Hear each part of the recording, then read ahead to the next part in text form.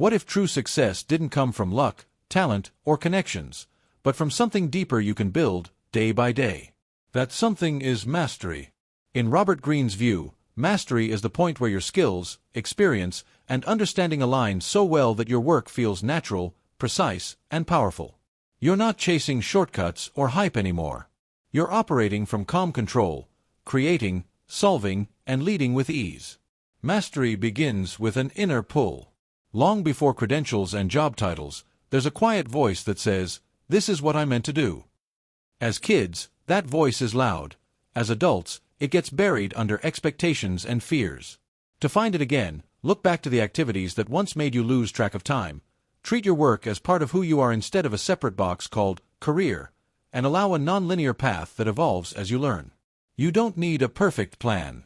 You need alignment and movement. This path requires two kinds of power. Technical proficiency is the deep, hands-on understanding of your craft, the rules, the patterns, the feel. Social intelligence is the ability to read people clearly, build alliances, handle friction, and navigate opportunities. One without the other limits your growth. The work happens in the world, with other people. Masters know how to both build the thing and move through the arena where the thing matters. Every journey to mastery moves through 3 phases. First comes foundational training, the apprenticeship. It's not glamorous. It's repetition, observation, and practice. You study the norms of the field without arrogance, you imitate great examples to build muscle memory, and you hunt for feedback without taking it personally. Apprenticeship isn't about proving your brilliance, it's about building your base. Mentors accelerate this phase. The right mentor doesn't just validate you, they challenge you, point out your blind spots, and shorten your learning curve. You provide value, humility, and effort. They provide perspective, standards, and speed. Then comes creative independence. You've learned the rules, now you start bending them.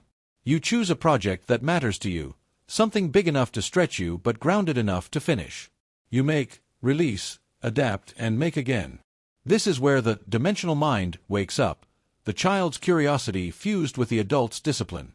You sit with uncertainty, seek chance connections, shift perspectives from macro to micro, and keep your senses engaged. This isn't chaos, it's disciplined exploration. Finally, there's mastery, the union of intuition and reason. After thousands of deliberate repetitions, patterns move from conscious steps to instinctive feel. You still think logically, but your decisions come faster and cleaner because your nervous system has absorbed the craft. You see around corners. You anticipate mistakes before they happen. You navigate the field's history, tools, and politics without getting lost in them. And you keep learning, because mastery isn't a finish line, it's a mode of living. Pressure often reveals this higher gear. Imagine a student who procrastinates on a 50-page dissertation, then faces a 1-week deadline. Exhausted and anxious, they push through nights of focused work, cutting distractions, feeding on tiny windows of time. Something clicks.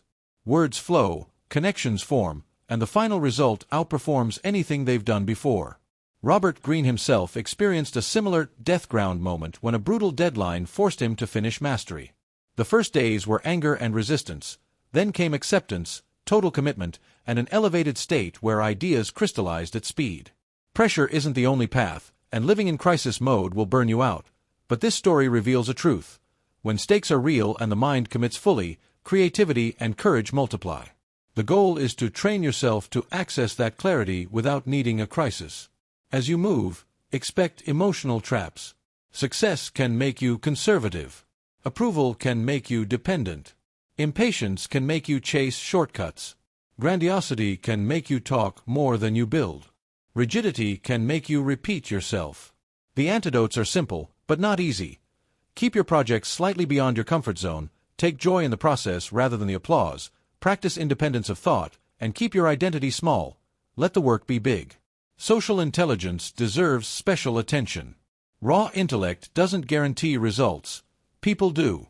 Learn to see others as they are, not as you wish they were. Notice body language, tone, and timing.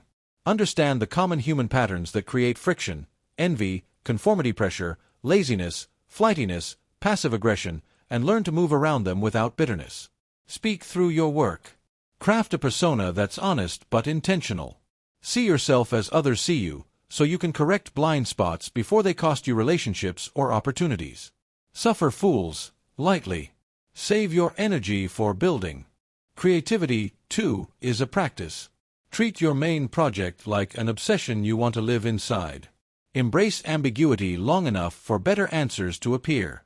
Invite serendipity by exploring beyond your niche and capturing ideas the moment they surface. Immerse in reality. Test things, ship drafts, touch the materials. Change vantage points often. Zoom out for strategy, zoom in for detail. Use visual models and sketches to think with your eyes, not just your words. Create real deadlines to sharpen attention, then step away when tension peaks so your mind can recombine the pieces. Breakthroughs prefer a prepared, slightly tired brain that refuses to quit. If you need a compass, imagine the person you're becoming. That future version of you moves with quiet confidence. They wake up curious. They practice when it's boring. They accept feedback without collapsing. They don't argue about what they'll do, they do it, and let the results speak. They protect long stretches of focus. They choose difficult, honest work over comfortable, empty victories. They keep their craft tied to something larger than themselves, an ideal, a question, a contribution. To build that person, reconnect with your natural inclinations.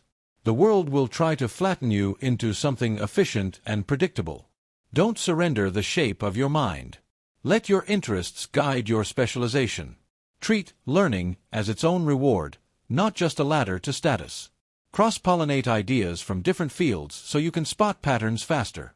Write down your reasons for doing this, the deeper why that makes early mornings and late nights feel like a privilege instead of a burden. When resistance shows up, put your attention on the weakest part of your skill set and train it deliberately. Growth hides inside the task you least want to do. You will meet noise, naysayers, envy, shallow praise, your own ego. Keep your center. Results over rhetoric. Curiosity over certainty. Craft over clout.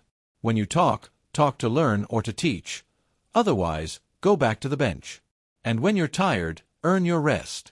Breaks feel different when they're paid for with honest effort. There's a line Goethe wrote that captures the spirit of this book.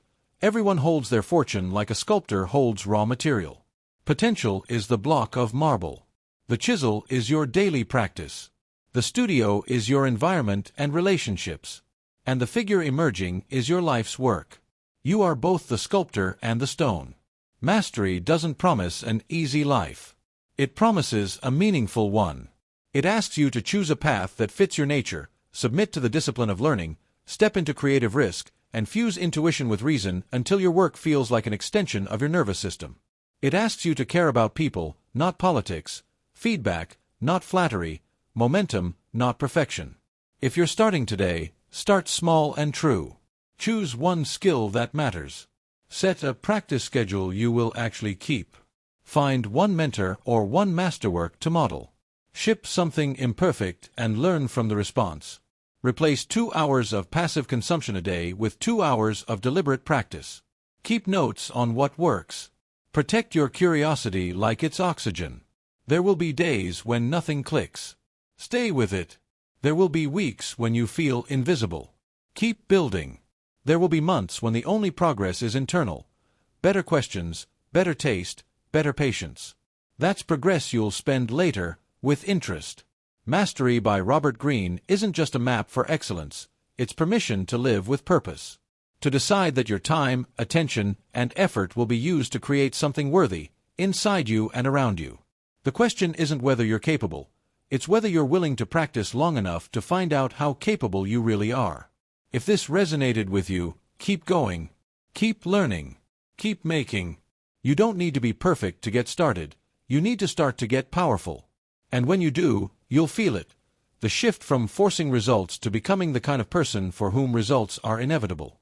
If this summary inspired you, hit that like button, subscribe, and share this with someone who's on their own path to greatness. Remember, we're all students of mastery. Keep growing, keep learning, and I'll see you in the next video.